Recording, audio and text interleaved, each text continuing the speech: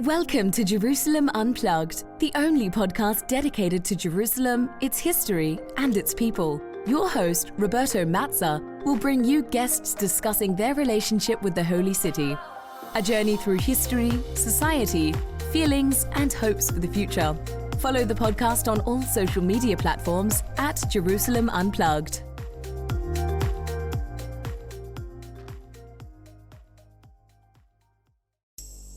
Hi, I am Roberto Mazza, and this is Jerusalem Unplugged, your getaway into the multi-layered narratives of Jerusalem.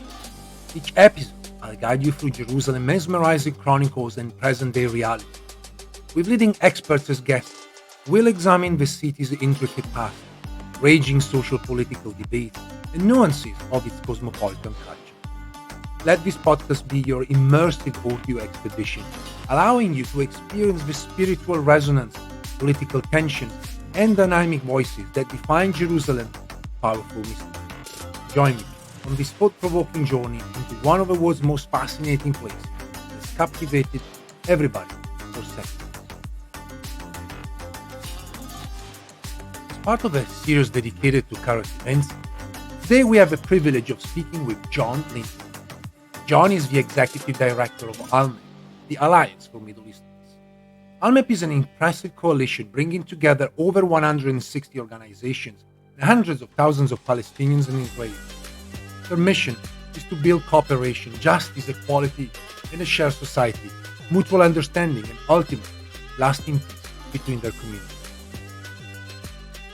In our conversation today, John will share insight into ALLMEP's vital work, as well as his perspective on the fragile peace camp in Israel and Palestine following the events of October 7th. We will discuss the challenges they face, the grounds for hope, and how people of good faith can support peace. But first things first, John, welcome. Good to be with you, Roberto. Thank you.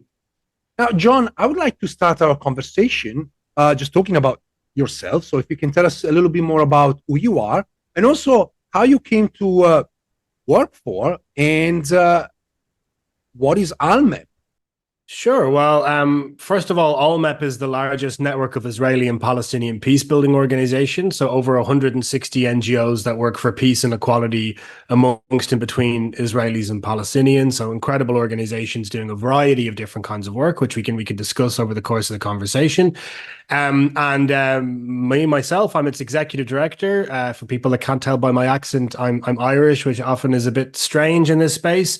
And I guess the reason that I got involved in this work originally got more than 15 years ago now is around experiences of seeing conflict resolution in Ireland and growing up and seeing the implementation of the Good Friday Agreement, but also getting to see the power that civil society organizations had within that conflict resolution paradigm, really, and learning the lessons that were not applied in Israel-Palestine. So I kind of came of age during the Second Intifada, which was the same time as the implementation of Good Friday, and you could see the difference, a very thinly rooted peace process that was very easy to overturn versus one that was much more deeply rooted with decades of civil society action and engagement and investment that helped to ensure its longevity. So that was the catalyst for that got me involved with Israelis and Palestinians.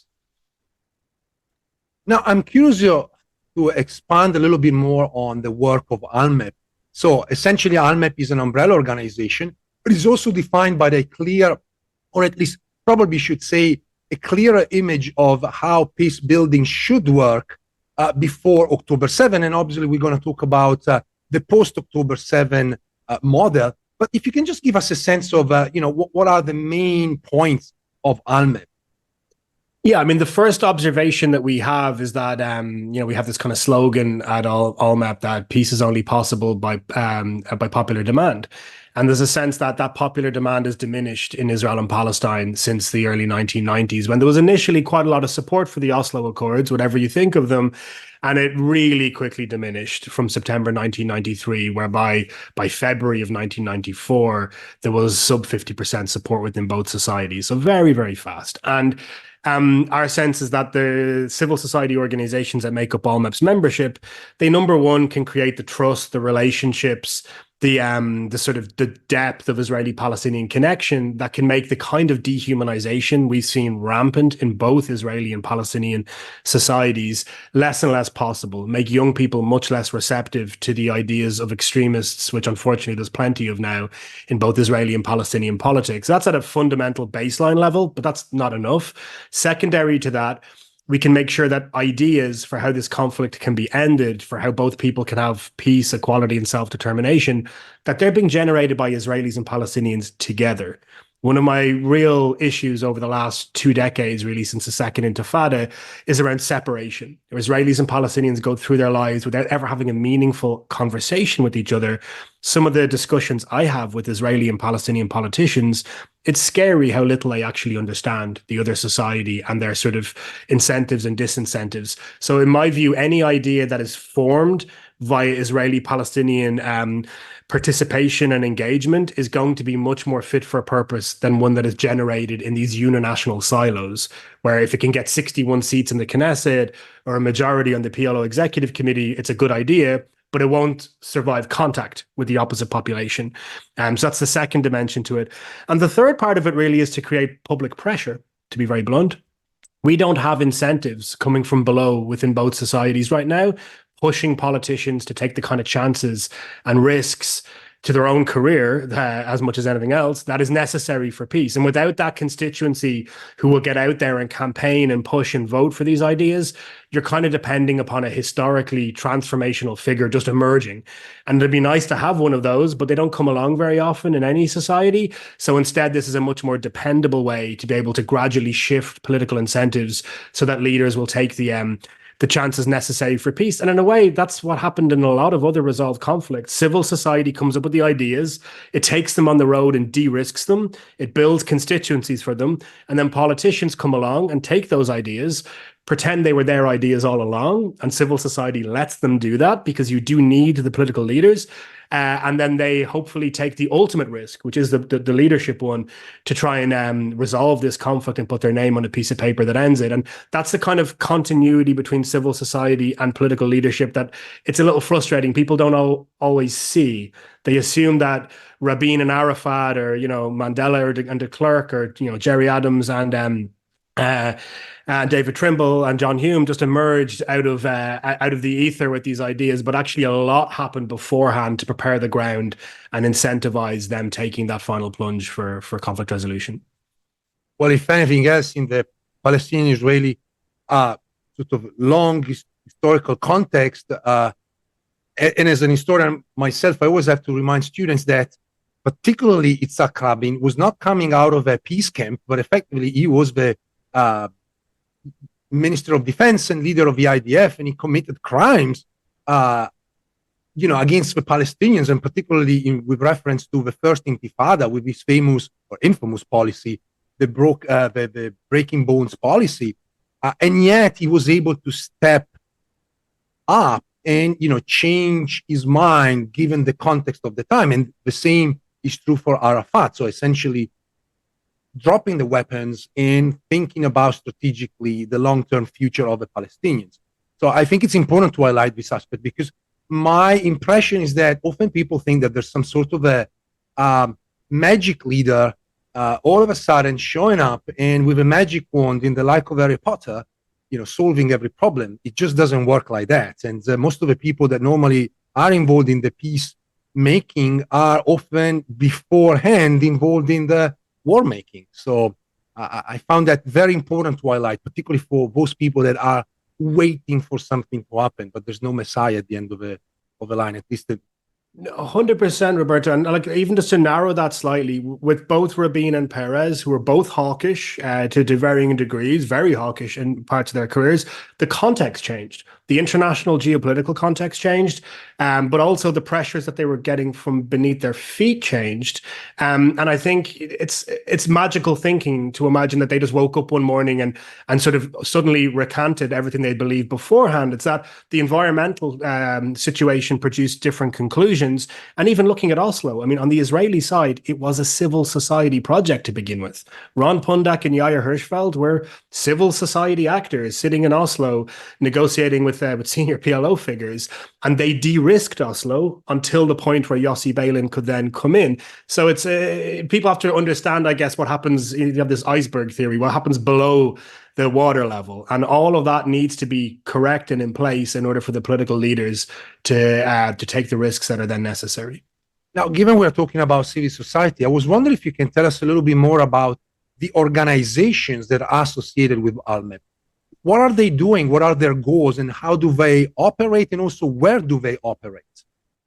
So around 40% of ALLMEP's members are active in what we call shared society, right? So we've, around 160 organizations, around 40% are working inside Israel with Palestinian, Arab, and Jewish citizens of the state of Israel to work for a more shared and equitable reality for all the citizens of the state. Fantastic work with a very, very long legacy, which actually has evolved and developed an awful lot and is incredibly resilient. I think there's some of the best institutions in the world working around the issues of kind of citizenship and that idea of a shared identity are active inside Israel, and particularly since the sort of the riots at the very start and the violence at the very start, police violence against Arab Israelis at the start of the Second Intifada, we have seen real evolution and growth and professionalization within that field. And pound for pound, I think it stands toe to toe with any equivalent group for equality in almost any society in the world, particularly because the political headwinds have been so difficult for people pushing for equality inside Israel for the last 2 decades. And then around 60% of our members, they work cross-border, really the most difficult work of all. I say cross-border, there isn't a border, but we use this as shorthand. And that means it's Israelis inside Israel proper who have Israeli citizenship, most of whom are Jewish, and then Palestinians based in the West Bank, Gaza, or East Jerusalem. And they're essentially working for an end to this conflict, trying to find whether it's the civic, political, societal ideas or language or momentum that can contribute towards conflict resolution. And they've had very, very challenging dynamics over the last few decades, but the last decade in particular. We're 10 years now since there was anything close to a meaningful diplomatic process to end this conflict. So they're working without that larger framework of international diplomacy, which has been incredibly challenging and something I hope will be changed as soon as possible. It's something the international community owes Israelis and Palestinians. And then the organizations themselves, they do pretty much anything you could imagine in the United States or Europe when you think of civil society: health, education, sports, culture, environmental work, direct action, demonstrating, you name it, youth engagement. But the common denominator for both is that they're either bringing together Palestinian, Arab, and Jewish citizens of the state of Israel, or Israelis and Palestinians, disrupting that separation that we spoke about earlier. That's what unites them. And we believe it's very important that they form one cohesive community, even though they're maybe working for slightly different things, whether it's peace between both peoples or equality within Israel. They're part of the same community of values. And that's what we ask all members to sign up to. So they sign on to values around the importance of peace, equality, self-determination for both peoples. They may disagree on ultimately how those things are going to be manifested or what the best theory of change is in order to achieve it, but they agree upon the primacy of those values. And, one other thing is that it's lonely being a peace builder in Israel-Palestine very often. Even within your own family or community, you can sometimes have quite a lot of opposition. So to feel as if you're part of this collective, that that you have that strength in numbers, this wider community, it's good for the soul. It helps you to get up in the morning and do this work. And it's also very good for cross-pollination for ideas, and for the organizations to be more than the sum of their parts, to work in partnership with each other. 60% of our members have a budget of less than $500,000. And you ask them what they're going to do, and they say, we're going to end the most intractable conflict in the world, right? So the best way relatively small organizations can try and achieve that goal is by working collectively so that their impact can be multiplied. Let me be the cynical historian I am here. Before October 7, and you actually write this on your website, about 60% of both young Palestinians and Israelis believed, and today is probably closer to 90%, that the ultimate intent of each other's community was to remove their rights, if not the destruction of the other community and the removal of the people. And so I was wondering if you can tell us, in the context of a pre-October 7, whether the work that you highlighted, so the theory of change that you're mentioning, was actually working, and how would you measure the success of that theory of change? So first of all, it's a very fair question. One thing that I want to just put straight out there is that very often the peace camp is blamed for the lack of peace and equality in Israel, Palestine. And it can be a little bit frustrating because there's a lot of blame to go around, and surely some of it does belong to civil society, but a much larger share, in my view, belongs to the political elite and the international community for deprioritizing this conflict and buying into the fiction that it could be managed, that fiction that collapsed completely on October 7th. But with that bit out of the way, within the peace building field itself, the first thing to note is that we're working within societies that have become much more separated from one another since the Second Intifada, much more extreme and racist in various ways. And we have data to back this up. We've conducted 2 successive youth polls with our partners at the United States Institute of Peace, conducted by Dr. Khalil Shikaki in Palestine and Dr. Dalia Shendlin in Israel. The first in December of 2020 and the second in July of 2023 of last year.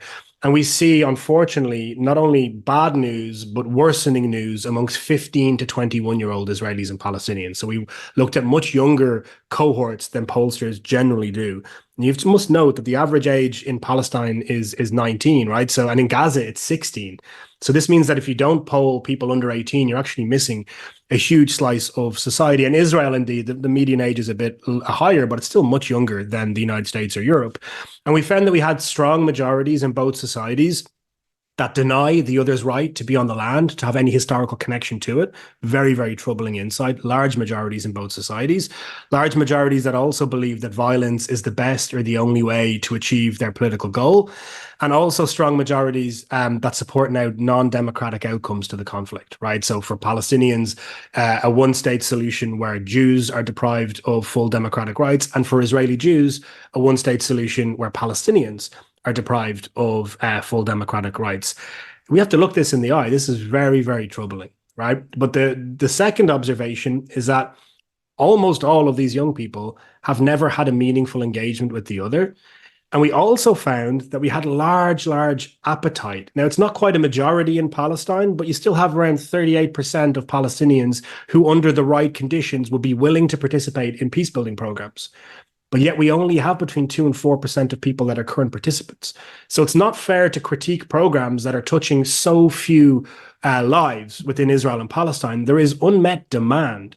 And I use that word very deliberately. People who would actually say, we had this in focus groups, I would like to participate in these programs. I've never even heard about them. We had to explain what they were to these young people. So one thing we could do straight away is to increase the participation. And the reason why that would be very effective, we did a survey last year of the alumni from 20 different peace-building organizations, members of ALLMEP. So 465 people that have already passed through these programs. And we then compared their attitudes and their behavior to a demographically matched group of non-participants. So people with the same socioeconomic, educational, environmental, political self-identification values as the program participants.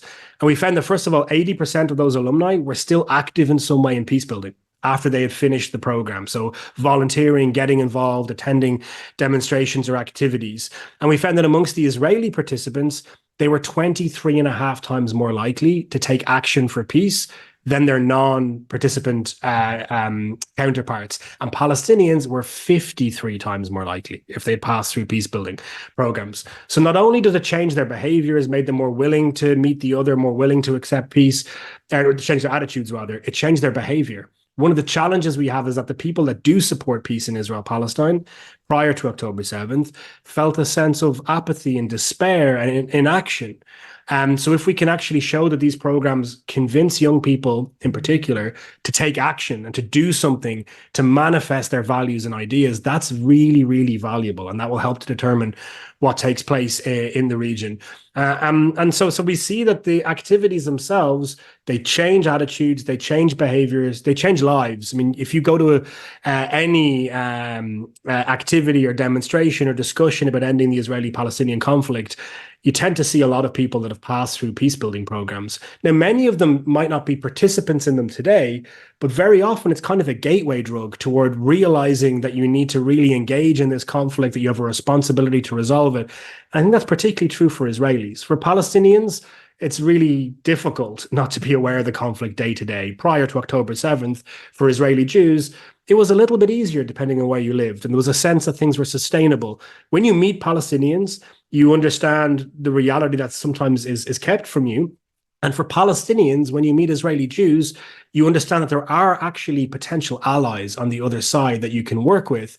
And that also there is a learning of the historical trauma that both people have, which then informs and can make you understand some of the political action that you see, which is very often the fruit of that trauma, whether it's Israeli or Palestinian.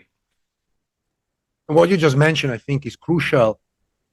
And I want to bring some of the personal experience. For instance, looking at my own family, I always noticed that the older generation, like my father-in-law, who is a builder from Beersheba, used to work with Palestinians from Hebron, and not only because he's of Tunisian descent, so he would have spoken Arabic, but the point was that the borders were open and there was that kind of contact that allowed for people to work together and to get to know each other. But obviously the events of the late 90s, early 2000s, that changed the dynamic. I mean, I always make the point with students that the wall of separation perhaps we should say, might have had really the purpose to stop incursion of Palestinians into Israel, to stop terrorist attack. But the reality is that it divided community, and it also brought this sense of full separation. Now there is a wall, and those Palestinians that are coming into Israel have to go through checkpoints. So they become this invisible component. And I also want to bring the other element, for instance, where at Jerusalem Quarter, we had a great article written by Mahmoud Muna, who's the owner of a couple of bookstores with his family in East Jerusalem. And the whole point was to discuss these invisible East Jerusalemites who work in West Jerusalem. They speak Hebrew. They blend with the populations, but they also not part of the population. And,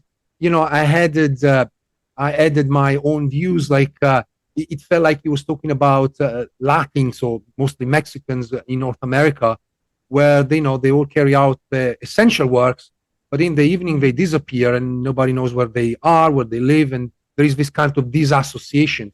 And so what you mentioned is this connection, I think, is very important for people that, again, they see peace as some sort of a diplomatic achievement, or it's only a matter of people working hard, but there's a lot more that needs to be done.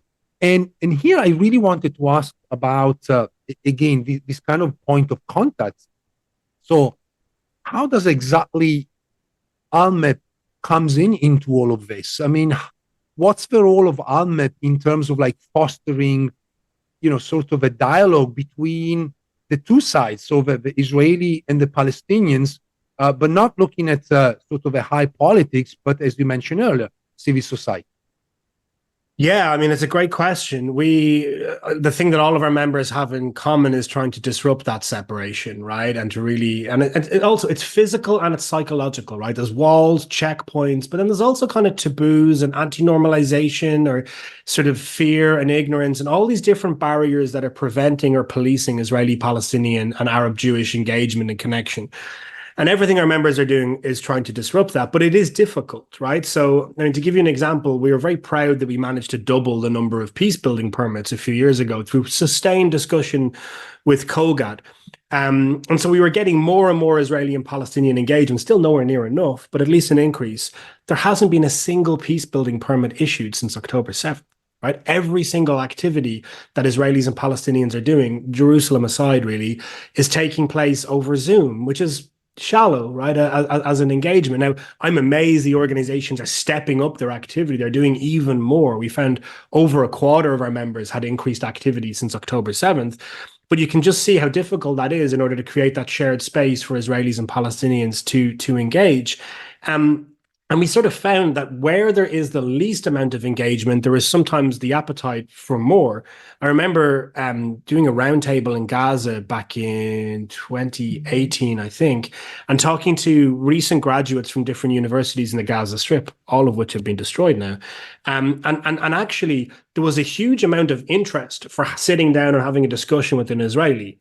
To a person, the people around the table said they were interested in doing that. Now, they did not want to sit down and eat hummus and talk about being friends. They wanted to have a very difficult, challenging conversation about their lives in Gaza and how things needed to change, but they wanted to engage, right? They didn't want to boycott or ignore. They wanted to fully engage the people who they felt maybe had the power or the ability to change what was taking place in their lives. And I think there's something there in that. And one stat on this, one of our members, the Near East Foundation, they used to have a project that was funded by USAID that was working with farmers in the northern West Bank and inside Israel to bring olive products to market inside Israel from the sort of Jenin and Nablus area of the West Bank.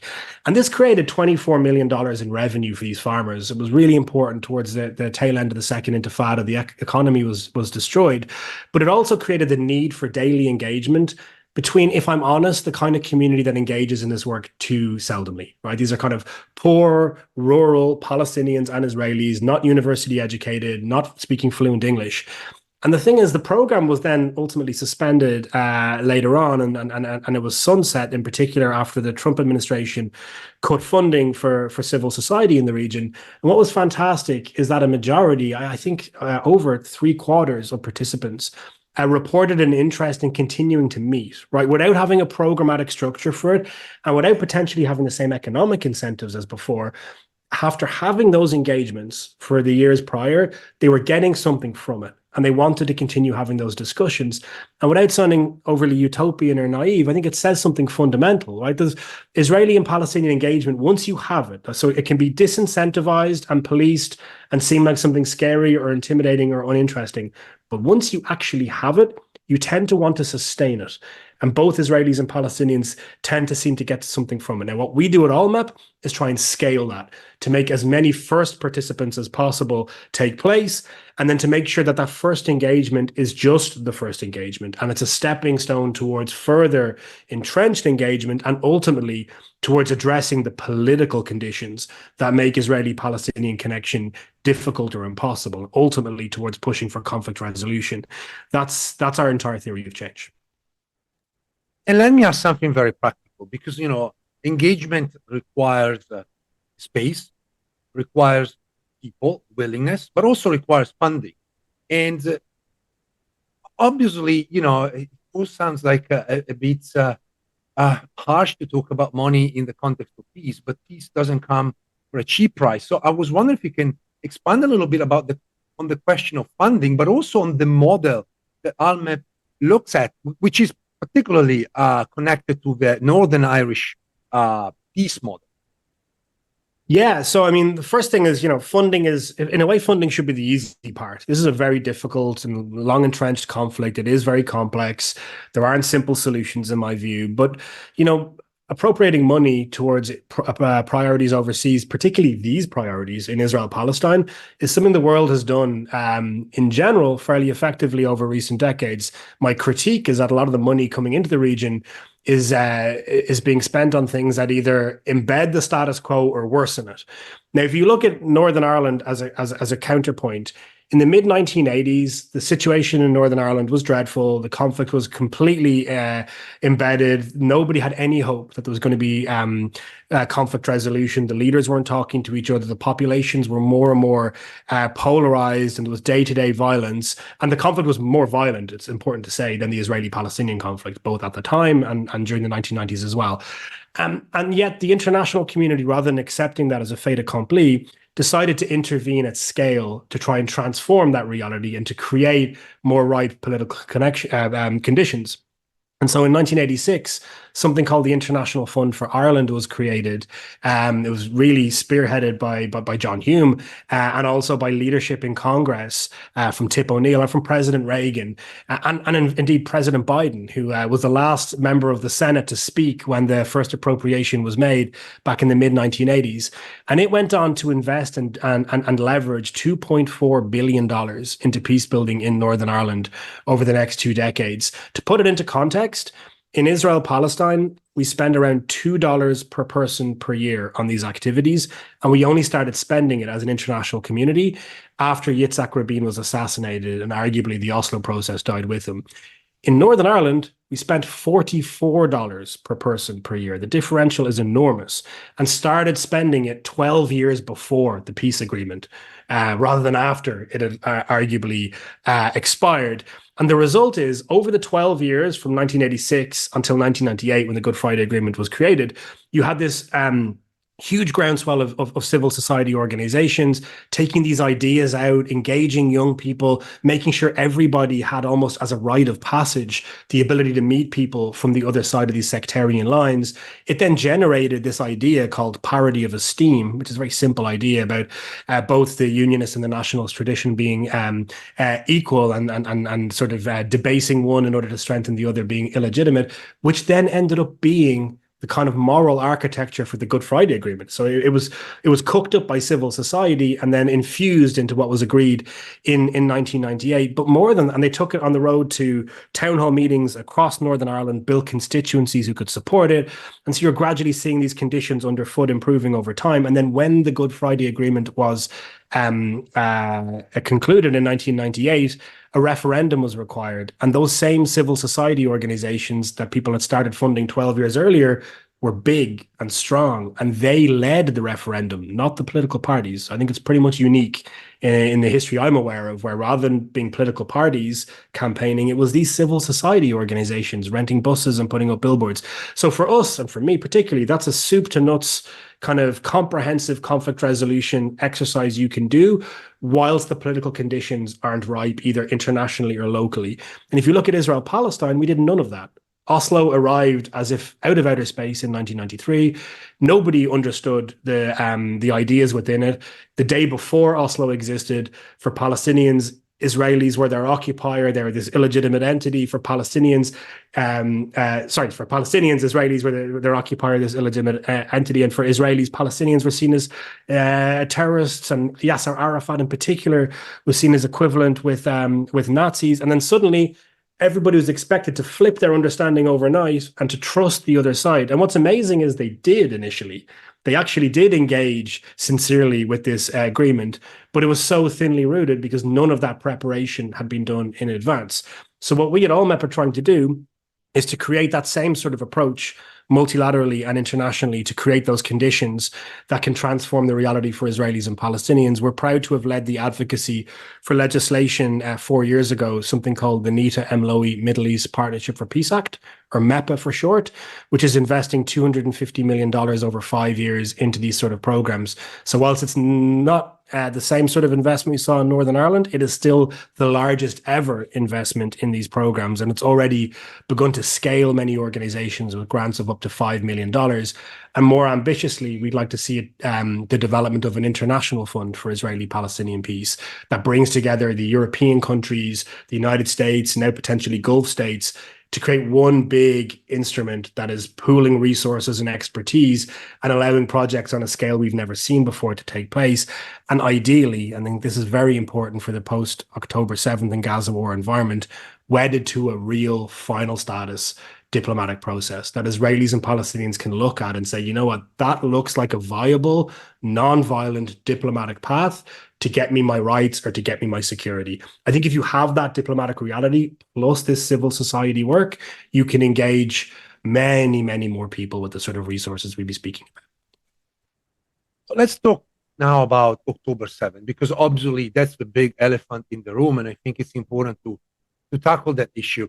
I have in front of me the poll that was released last March by the Palestinian Center for Policy and Survey Research, and it does paint a rather negative pictures of how Palestinians see themselves into this conflict and obviously see the other, and also the events of October 7, raising a lot of issues, in relation to the other camp.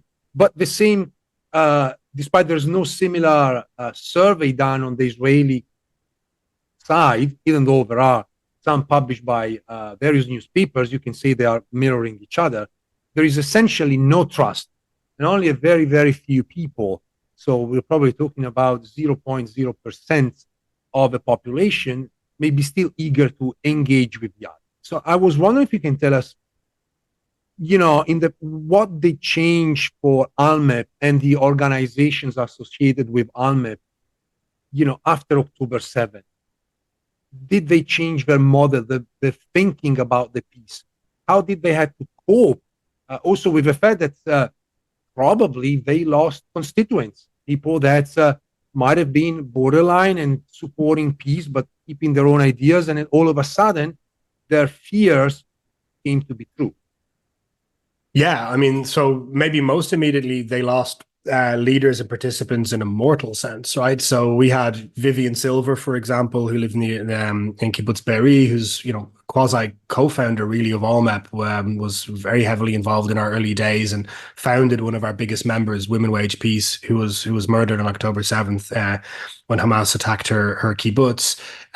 We also have Mohammed Darwasha, who's the director of strategy at Givat Aviva, one of our members. His nephew was also killed on October 7th, a Palestinian citizen of Israel who was a medical practitioner at the Nova Festival. And then we had so many Palestinian participants. Now, there hasn't been as much work in Gaza in recent years since Hamas took over, but still some, and a lot of alumni. I mean, Kamal al-Mashrawi, a friend of mine who's an alumni of Seeds of Peace, who spent harrowing 2 weeks first of all, in Gaza City when it was encircled by Israeli forces, and then making his way with his family through the most dystopian situation south to get to Rafah and to try and escape.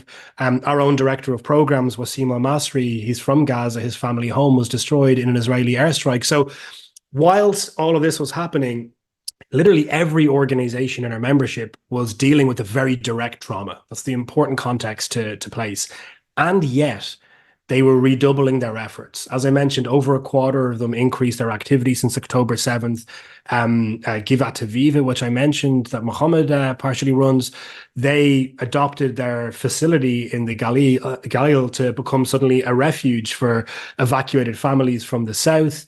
Wasim, who I mentioned, he worked to take care of Palestinian workers from the Gaza Strip, thousands of whom were in Israel on October 7th and were terrified about possible violence or reprisals against them, and many fled to the West Bank.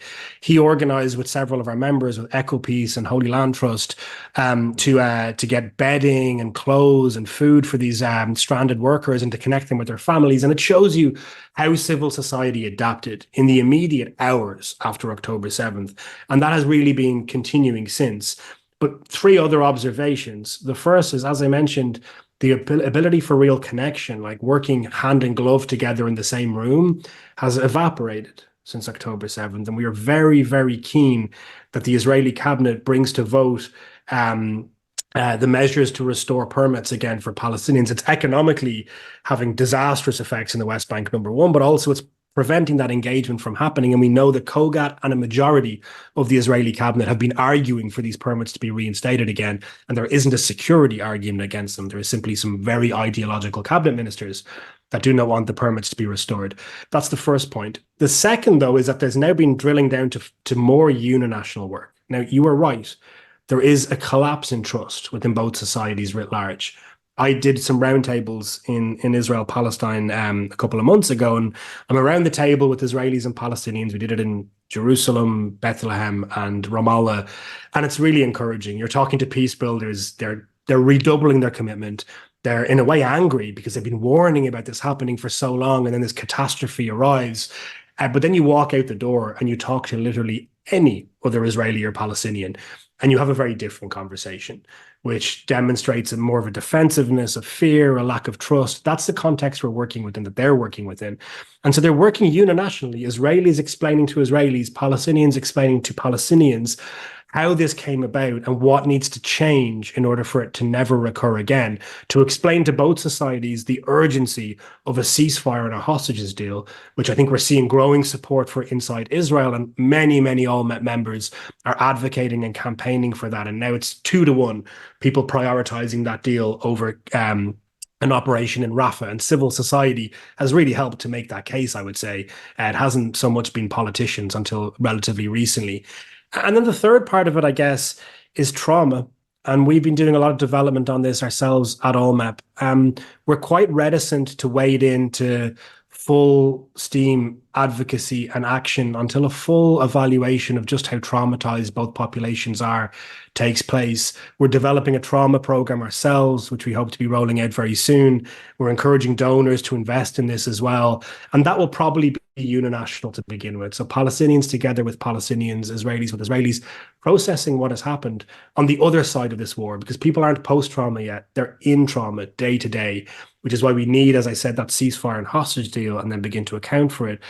But then the final point is on what will emerge after the war. So if we imagine ourselves to just think about one level past this nightmare we're in right now, there used to be an overriding consensus in Israel for conflict management. Right? It was essentially from center left to center right. It was the thing everybody agreed on. The Mitvim Institute did a poll back in December that found that only 6% of Israelis believe in conflict management anymore. So that's collapsed. And I think, and I can already see it in conversations I'm having, people are now beginning to think about solutions. Now, very, very bad ones are out there, as well as much, much better ones. And civil society's role and responsibility will be to educate and advocate to society, particularly young people that haven't engaged in the kind of competition of solutions for a very long time, to explain things about what's possible diplomatically.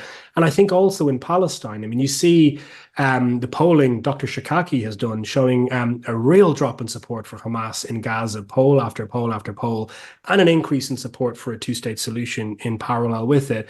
And I think on the other side of this war, there will be more receptivity. People rally around the flag during a war. It happens in every society. It's totally normal. So I wouldn't be overly alarmed by some of the stats you see right now. It's very much in line with human behavior. But afterwards, things can swing in a very different direction when people feel less threatened because the acute violence is over and begin to reckon with what their own side has done. And I think that has to have a moral dimension.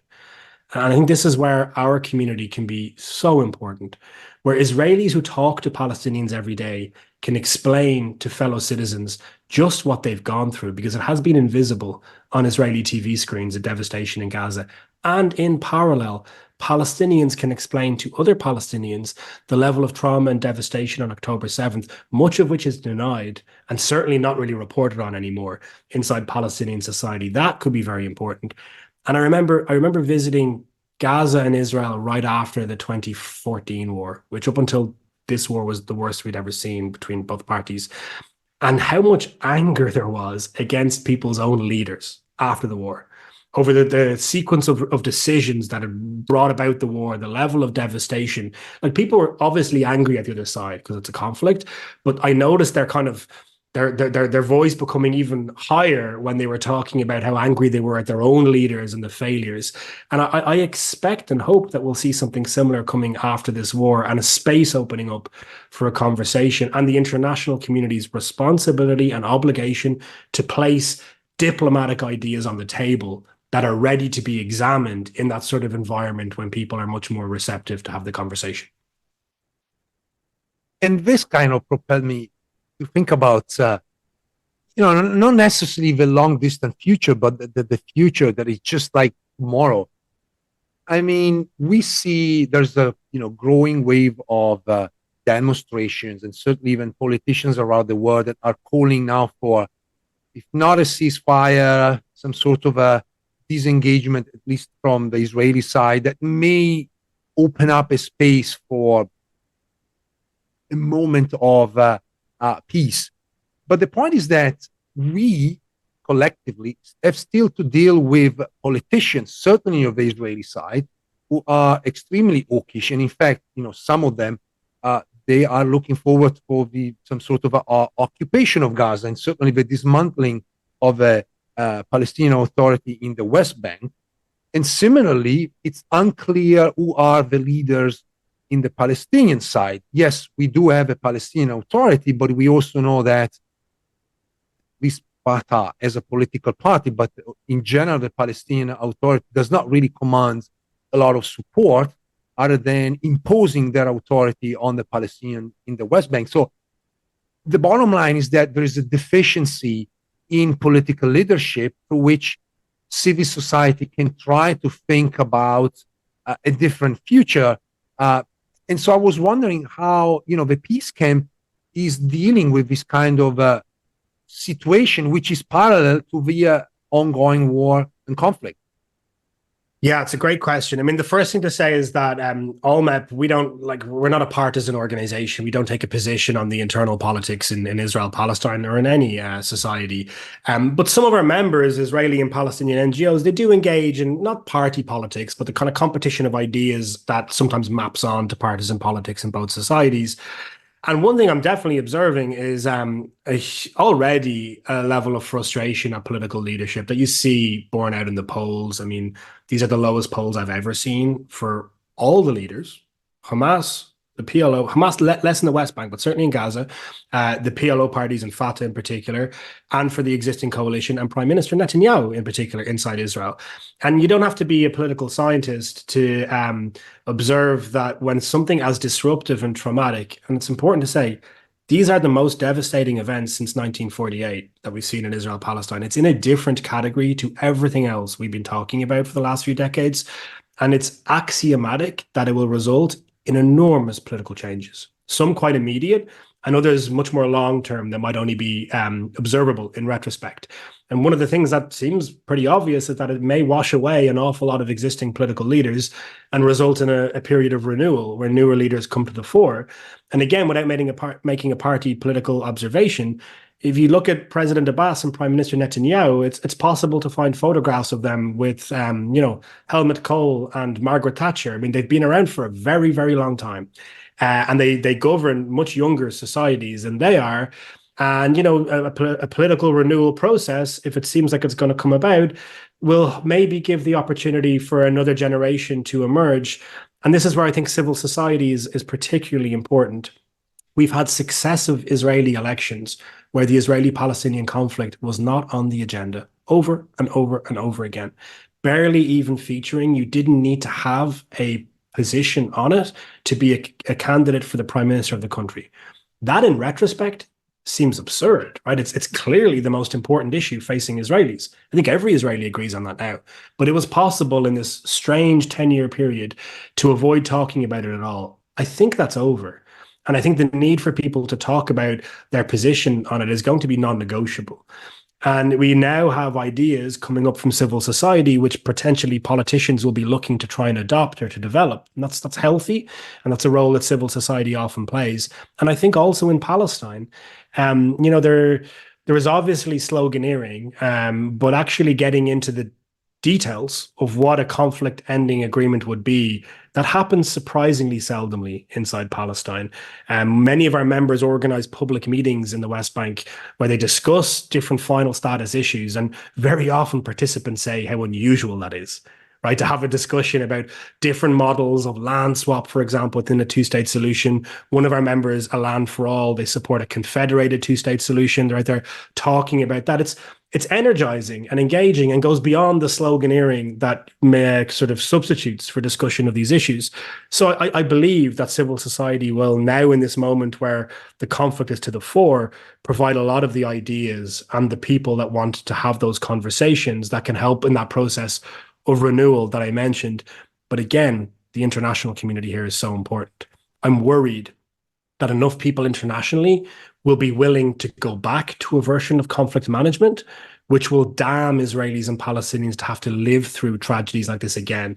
And I think it really, really, really the responsibility on the international community, the United States, the European Union, others, to say this has happened. This war is devastating. The only thing that can come from it that is in any way positive is that we use the level of international engagement and domestic urgency and attention to create the conditions for real final status diplomacy. It might take a long time, but I think you should construct it in the immediate aftermath of this war and then allow civil society to play that role we've discussed to educate, inform, and advocate and create the space that diplomats need for an agreement.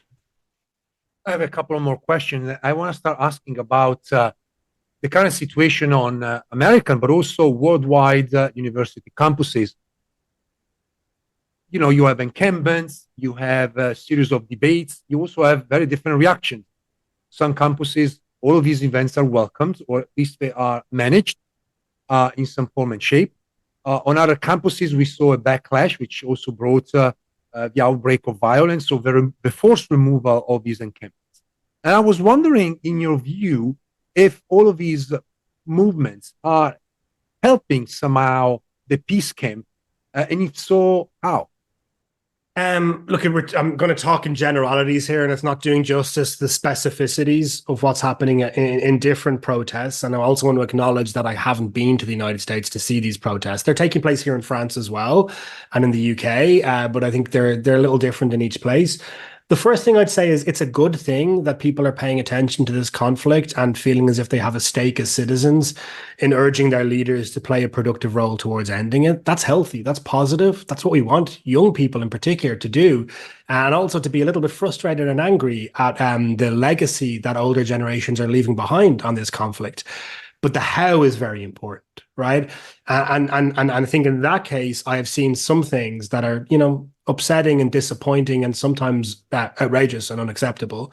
And I would say also I've seen evidence of that coming from partisans who are both pro-Palestinian and pro-Israeli, depending upon where you decide to look.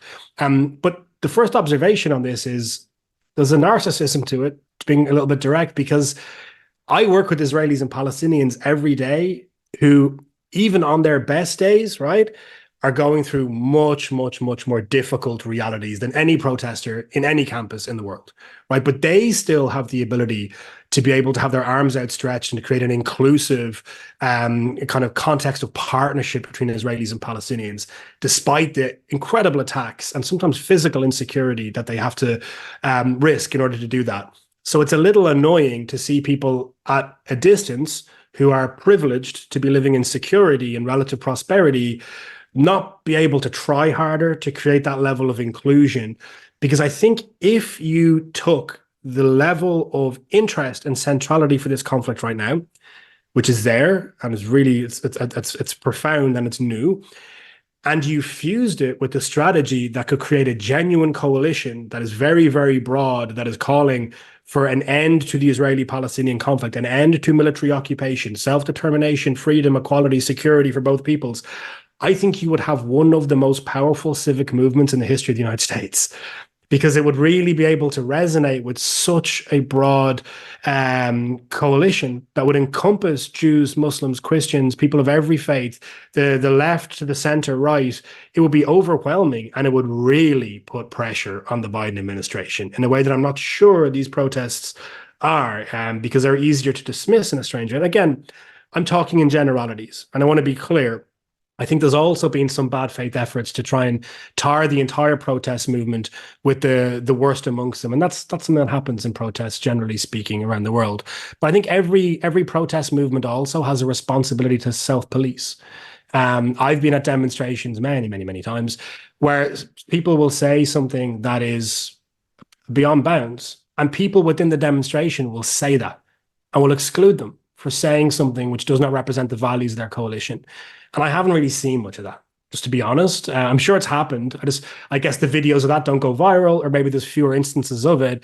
But I can tell you that movements that do that are movements that win, because they have message discipline and an effectiveness and a cohesiveness that can really transcend just the protest to resonate much wider within both societies. Again, I'm slightly outside my mandate here. I'm not an expert on this, but I do see social movements all the time. Our members very often are leading them. I've been part of them in Europe and seen them in the United States too. And you kind of can see the characteristics that are often involved in victory. And I think this conflict is too important, and this moment is too scary for any movement to end it, and not to take those observations seriously, and to be serious about winning, not just about making a point. And I guess, that leads me to a kind of like extra question. So I would ask, what would actually really help the peace camp? Because again, some may say like, oh, look at all of these students, they're really like cheering for peace. But as you said, some people may look at sort of the negative side and may criticize them, or they think they're naive.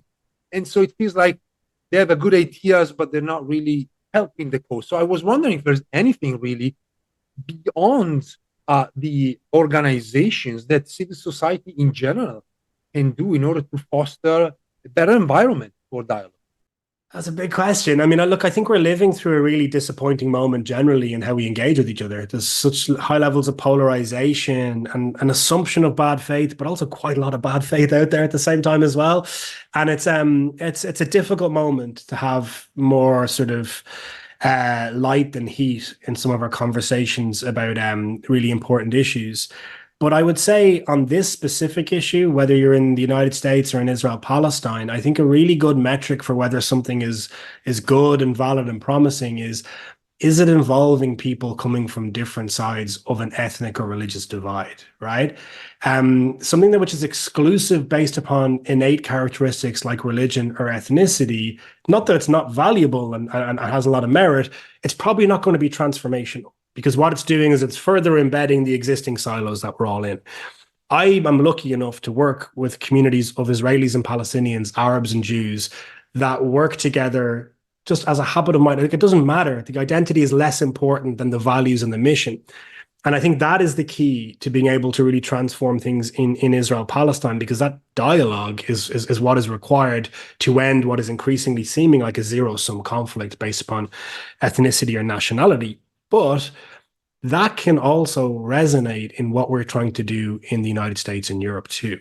If we can bring those people and those values into what we're doing at campuses or in communities, we can expand this circle. And that's really valuable because it creates a broader coalition, which is electorally more powerful, that is much more visible and much more easy for people to get behind, less controversial because it's inherently inclusive. But then what's wonderful about this is the feedback loop, right? If you have that happening in the United States at scale, it's going to be reported on in Israel, Palestine in a way that activities in Israel, Palestine aren't, right? It's going to be seen as this kind of earth-shaking movement that is in solidarity with the peace activists in the region.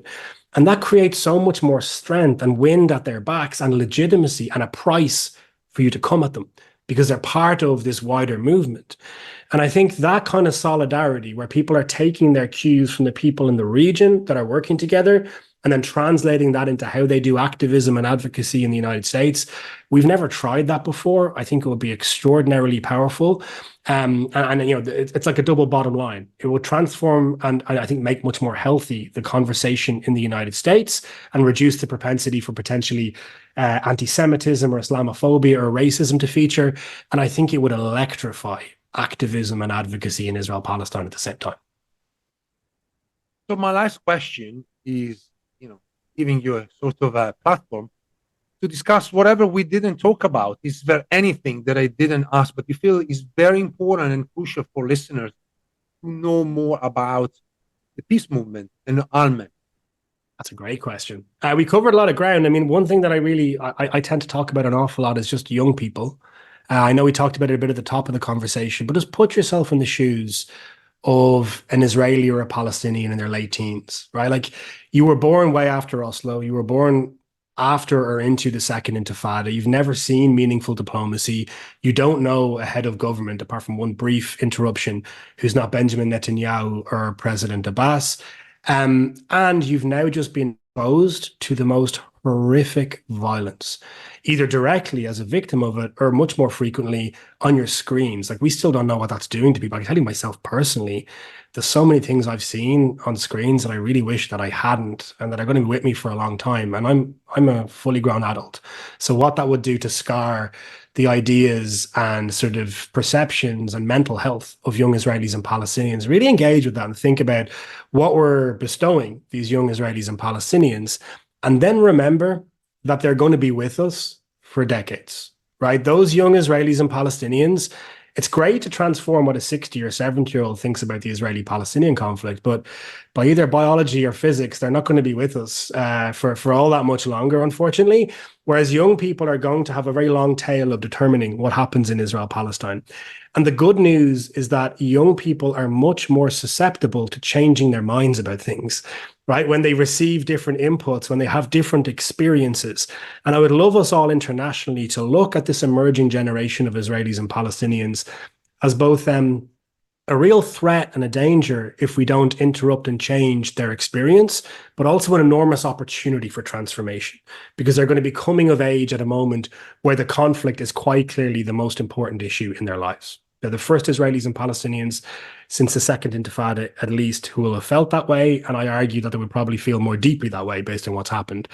And we found in our youth poll, 62% of West Bank Palestinian youth, 15 to 21-year-old, were politically unaligned. They did not affiliate with Hamas or Fatah or Palestinian Islamic Jihad or even third parties. To have an outright majority that are not affiliated is a once in a generation or more thing to happen to a society. And where they land is going to be so important for what's possible and not possible in the future. So all that being said, what do you do to transform their reality and their sense of what is possible, to get their imaginations working about what diplomacy and nonviolence and partnership can achieve? If we saw that as being like a responsibility of the international community, an obligation because of how we have failed those young people, that I think is a very good construct and way of measuring our progress on whether or not we're on the right track in Israel-Palestine. You see those young people's life changes and experiences shift in a positive direction. What you're doing is working, do more of it. If you see it stabilize where it is or get worse, what you're doing is counterproductive or insufficient, so change it.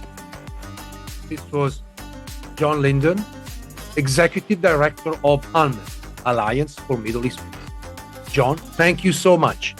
Thank you, Roberto. Great to be with you. Thanks for listening. If you enjoyed this episode and you'd like to support the podcast, please share it with others on social media or leave a rating and review. To catch all the latest, follow us on Instagram, Twitter, and Facebook @Jerusalem Unplugged. Thanks, and I'll see you next time.